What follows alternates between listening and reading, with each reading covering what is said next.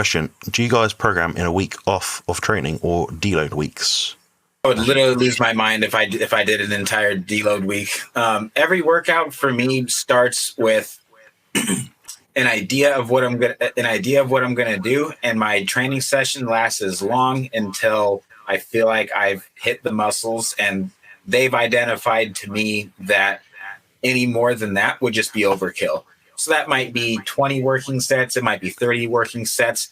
I had phone call after phone call after phone call today, and I was shooting videos for one of our new clients that's in Brazil right now. And so it was basically a rushed workout. But even still, by the end of it, I was like, you know what? I wanted to do 2 more sets of back, but I totally got him. I mean, I don't need to do anymore. And I did, probably 22, 23, somewhere around there.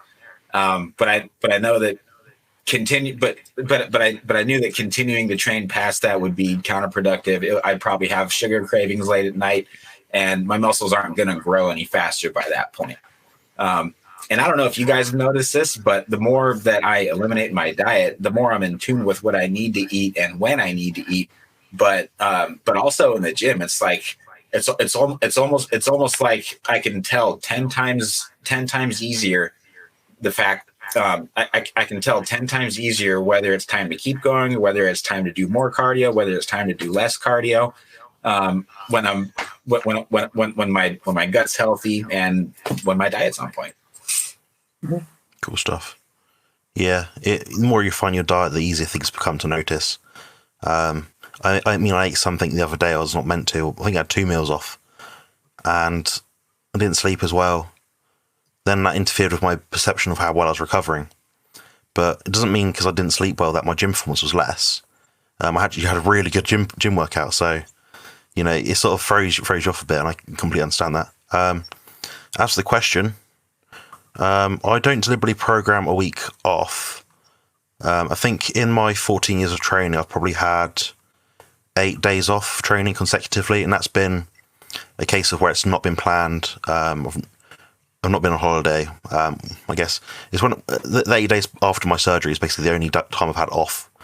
Deliberately, it's been planned, so I got back to it straight as quickly as I could. I think that what happens after you have a week off isn't detrimental. I don't think you'll lose muscle. I don't think you'll lose strength. I think in a lot of cases people tend to overtrain and overdo it in the gym, so they'll benefit from that time off. The best position to be in is to not require time off, especially if you like going to the gym. So as Colt and Mark rightly sort of say, you monitor your own body's recovery abilities. If you're needing a week off every 6 weeks, like most people seem to need to, for some reason, I don't know, then yeah, you're doing too much. So scale back the volume maybe. It might be that the exercise that you're doing are inappropriate for you. Maybe they're straining your joints and they're causing issues. Now, in terms of time off in general, I mean, there's nothing wrong with having an extra day off here and there. For people like Colt and myself, we like to train. We do get a thrill out of training for definite. Sophie's just the same. So we don't like time off.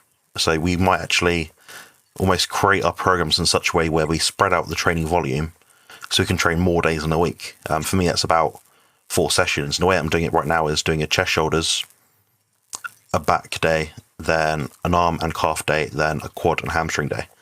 So that's given me a bit more days in a week I can train. That's over a 7-day period, roughly. It means I'm not also damaging my back and my hips by doing legs every 3 days versus every 4 training days. So there's not an ideal training program. There's not an ideal time off or time on. I know Declan in the chat, he does, I believe, 2 workouts every 8 or 9 days. Jerome does about 3 workouts a week, maybe 2 to 3. I do 4. I think Mark does about 3 or 4, and I think Colt does 4, maybe 5 or 6 sometimes. So, there's not a right or wrong way to do it. It depends. You have to enjoy it ultimately. I think that's usually key to any successful training program.